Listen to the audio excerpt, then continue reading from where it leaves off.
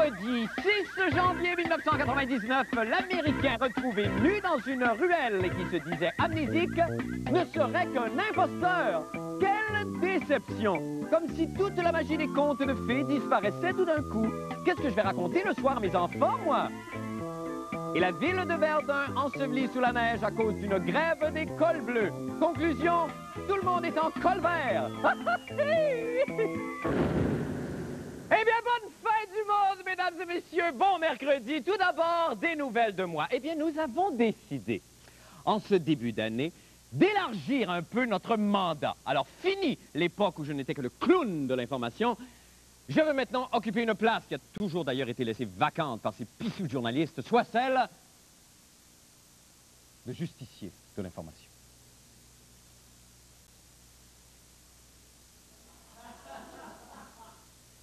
Alors, bien beau les calembours moqueurs, les mots d'esprit vitrioliques, les sottis caustiques, mais rien, croyez-moi, ne vaut une bonne mornifle vengeresse ou un coup de pied bien placé dans le coupable, et ça commence tout de suite. Et d'ailleurs, laissez-moi vous dire que j'ai la main qui me pique. Ce matin, les journaux nous ont appris qu'encore une fois, les urgences des hôpitaux débordaient, et ça, malgré l'arrivée d'une nouvelle ministre de la Santé, Mme Pauline Marois, qu'on a d'ailleurs le plaisir d'accueillir ce soir. Bonsoir, Mme Marois. Bonsoir. Alors, tout d'abord, bonne année, madame. Vous et tout? Le temps des fêtes s'est bien passé pour vous? C'est pas pire. OK. Alors, si je comprends bien, Mme Marois, c'est un peu de votre faute, la situation là, qui persiste dans les hôpitaux, non?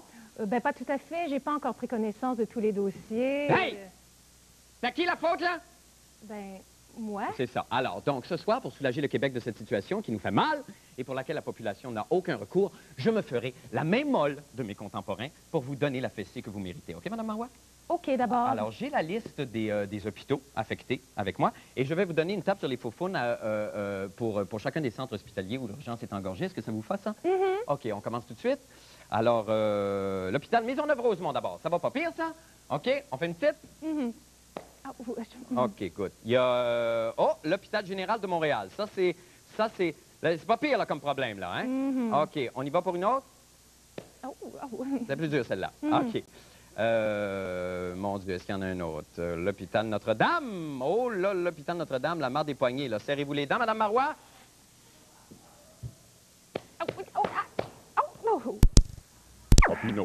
Bon. OK. Est-ce qu'on a fait le tour? Je pense qu'on a fait le tour. Je pense qu'on... Ah, oh, quoique, l'hôpital Charlemagne, ça va pas très bien, là, non plus, hein? Non. OK, on s'entend pour quoi, là? On s'entend pour une petite? À 2 mains. OK, d'abord. Go, good, c'est fini. Alors, je crois que ça nous a tous fait du bien, hein? Personnellement, moi, je suis ravi, car ce soir, j'ai enfin pu devenir l'homme que j'ai toujours rêvé d'être, soit à mi-chemin entre Rambo et Rimbaud, le justicier de l'information. Merci beaucoup, Mme Marois. C'est un plaisir. OK, merci infiniment. Maintenant, pour les nouvelles de la fin du monde. Eh bien, dans les moments les plus difficiles, il m'arrive parfois, vous savez, de relire les écrits du Lao Tzu, ce poète chinois qui sait si bien, par de courtes paraboles, évoquer les grandes vérités universelles. Je me rappellerai toujours, par contre, d'un de ces merveilleux textes qui m'avait redonné la force de vivre alors que j'étais seul et sans sou. Et ça disait, je m'en souviens très bien d'ailleurs, comme c'était hier. Écoutez bien ça, Mme Marois, il y a une leçon à tirer de ce texte-là. Une fois, c'est un aveugle tout nu, un gars tout nu, un aveugle, puis un manchot dans un bateau. Alors, l'aveugle dit, « Hey, check le poisson dans le fond! » Le manchot, il va le chercher, puis il dit au gars tout nu, « Mets ça dans tes poches. » La sagesse orientale, hein? Parlant de gars tout nu, cela fait penser à cet Américain qu'on a retrouvé nu dans une ruelle le 12 octobre dernier et qui s'était immédiatement autoproclamé, je ne sais pas si vous vous en souvenez, amnésique et gay. Bon, là, évidemment, il serait très facile ici de faire une autre de nos blagues de mauvais goût, du genre, les seuls papiers qu'on ait retrouvés sur lui étaient chiffonnés illisibles. Ou encore, je sais pas, moi, il s'est réveillé de même.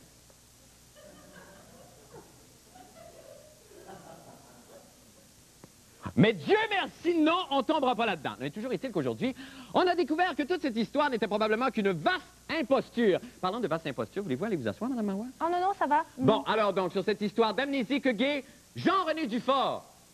Qui d'autre a fait enquête pour nous? On écoute. Bonsoir et bienvenue à Dossier Mystère Gay. Ce soir, la troublante histoire de James Edward Brighton, cet homme retrouvé le 12 octobre, nu et amnésique, en plein centre-ville de Montréal. Sans papier et tout nu dans Montréal, il ne sait rien de lui. Il passe 30 jours à l'hôpital général de Montréal où un troupeau de psychiatres tente de solutionner le mystère, sans succès. Il se souvient simplement d'être gay. Eh bien, Verdun est en émoi. Et ça me touche tellement. Comme vous le savez probablement, Verdun, là, ça, c'est la ville qui m'a appris à compter. Verdun, vers 2, vers 3, vers 4. Là, je vais pleurer peut-être, je pense. Non, tiens, je vais plutôt chanter. Prendre un verre du noix, mon minou. Hein? Hein? Non, mais c'est fou, tous les jeux de mots qu'on peut faire avec Verdun. Non, mais c'est vrai, à première vue, ça a l'air de rien. On se dit Verdun, Verdun, il n'y a pas de joke à faire avec ça. Mais oh que non! Dès qu'on y pense un peu, là, ça sort. Ah oui, une après l'autre, une vraie peur. Cela dit, la ville de Verdun a déposé 2 plaintes au Conseil des services essentiels contre ces cols bleus en grève depuis le 1er octobre parce que ces derniers n'auraient pas respecté l'entente prise au moment du déclenchement du conflit qui devait assurer un ramassage de la neige en cas de tempête. Résultat, il y a eu une tempête dimanche et la neige est toujours là. Patrick Masbourian a tenté de trouver, lui, une solution pour nettoyer les boulevards de Verdun qui sont recouverts d'un épais manteau de slush. Ah ah! Vous avez vu encore, hein? Verdun recouvert d'un manteau de slush. Verdun recouvert d'un manteau de slush. Hein? C'est malade.